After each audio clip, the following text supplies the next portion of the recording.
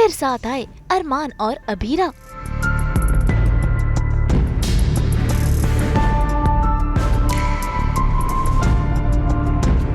शिवानी को लेकर फिर शुरू हुआ बवाल। किस हक से अपनी इस मम्मी को कमरा दिखाने चली थी?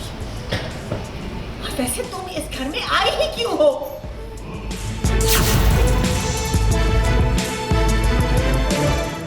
दो माओ में से अरमान को चुनना है कोई एक। उस माँ को चुनेगा जिसने तुझे जन्म दिया है, या उस माँ को जिसने तुझे जिंदगी दी है? अरमान,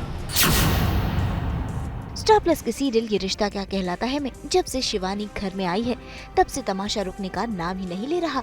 और आज भी कुछ ऐसा ही हुआ जब माधव जी के लिए इनविटेशन कार्ड आया जो पहुंच गया शिवानी के पास। ऐसे में विद्या वहां पहुंचती है, वो शिवानी पर भड़क जाती है और देखिए कैसे वो उसे खरी खोटी सुना रही है। यहाँ आते ही मेरी जगह भी हड़पने लगी तुम। हाँ? माँ, तुम्हारे मुँह से इसकी तरफदारी तो मुझे नहीं सुननी है अभीरा। मैं बस कह रही थी कि मैं मम्मी को कमरे में ले जाती। किस हक से? किस हक से? तुम्हारा इस घर से अब कोई रिश्ता नहीं है अभीरा, तो फिर किस हक से अपनी इस मम्मी को कमरा दिखाने चली थी? और वैसे तुम इस घर में आई ही क्यों हो? ऐसे में बीच बचाव के लिए अभीरा वहां पहुंचती है तो विद्या अभीरा को भी सुनाने लगती है और घर से जाने को कहती है। तभी अरमान सबके सामने ये ऐलान करता है कि उसने अपना और अभीरा का डिवोर्स कैंसिल कर दिया है और फिर एक बार अरमान और अभीरा साथ आएंगे और इसी घर में साथ में रहेंगे। जिसे सुनकर विद्या और दादीसा को लगता है जोर का झटका। कुछ घर वाले इस बात से खुश हैं तो दादीसा और विद्या नाराज।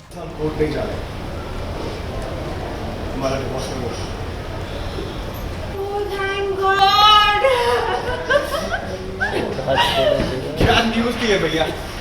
शाबाश, चलो इस सब में ये तो अच्छा हो रहा है। अभीरा की वजह से मैं मेरी मम्मी से मिल पाया।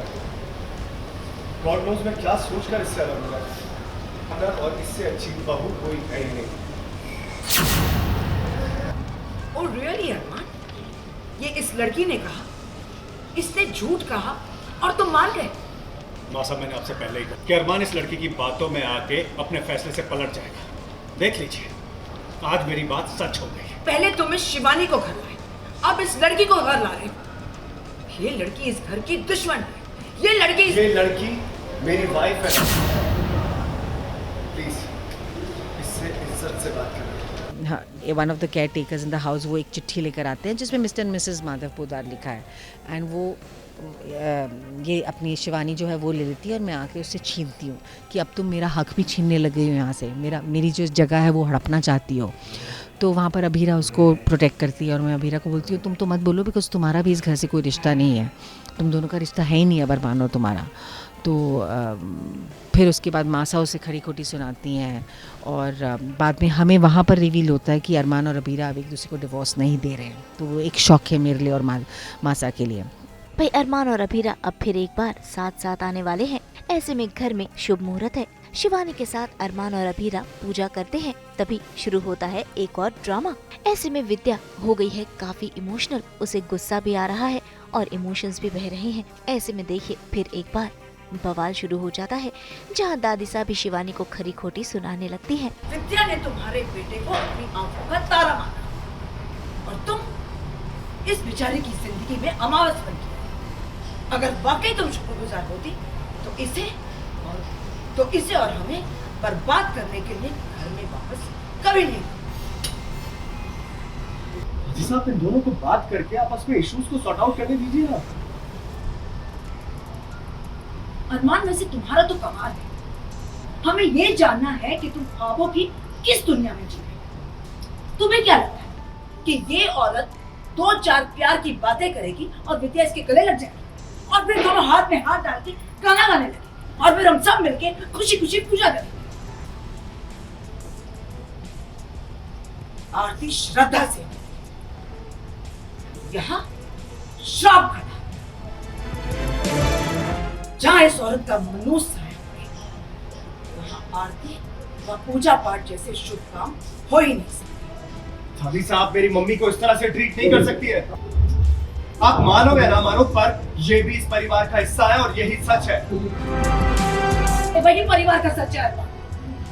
और सच ये है कि विद्या इस घर की थी और विद्या ही रही। विद्या की जगह हर कोई नहीं ले सकता।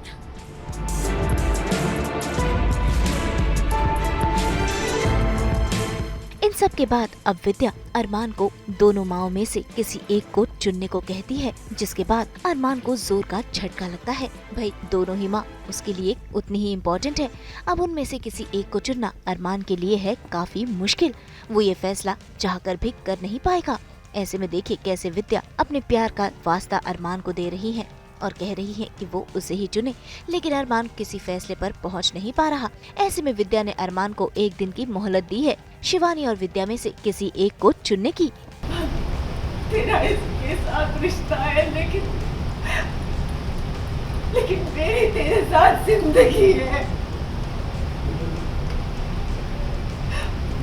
बोलना अरमान, बोलना।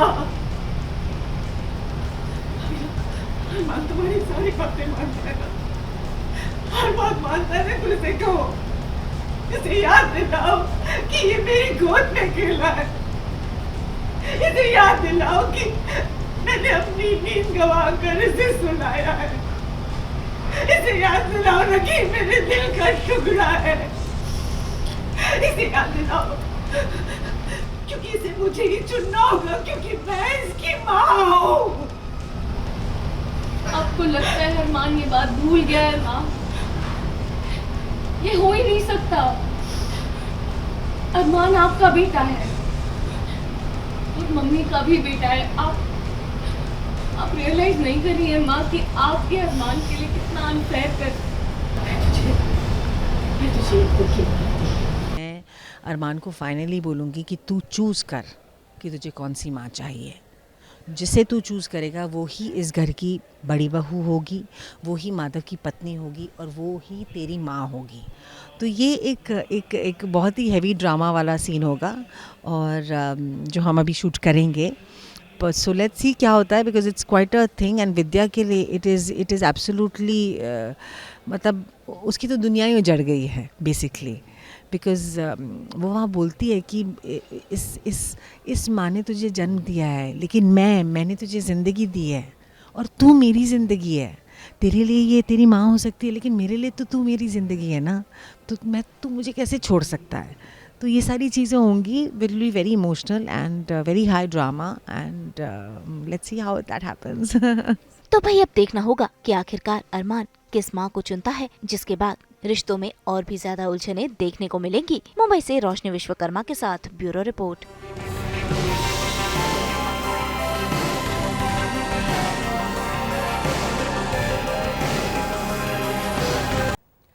हम तो आपको 24/7 पहनाते हैं ना एंटरटेनमेंट की ये हथकड़ी। तो अगर आपको ये वीडियो पसंद आया है तो इसे लाइक करें, कमेंट देके अपनी राय ज़रूर दें। ऐसे ही एक्सक्लूसिव कंटेंट के लिए हमारे चैनल को सब्सक्राइब ज़रूर करें। अगर आप ये वीडियो फेसबुक पर देख रहे हैं तो हमारे फेसबुक पेज को भी फॉलो करें और जल्दी से अपने व्हाट्सएप पर जाकर हमारे चैनल को वहाँ भी फॉलो कीजिए ताकि आप ना मिस करें एंटरटेनमेंट का कोई भी अपडेट।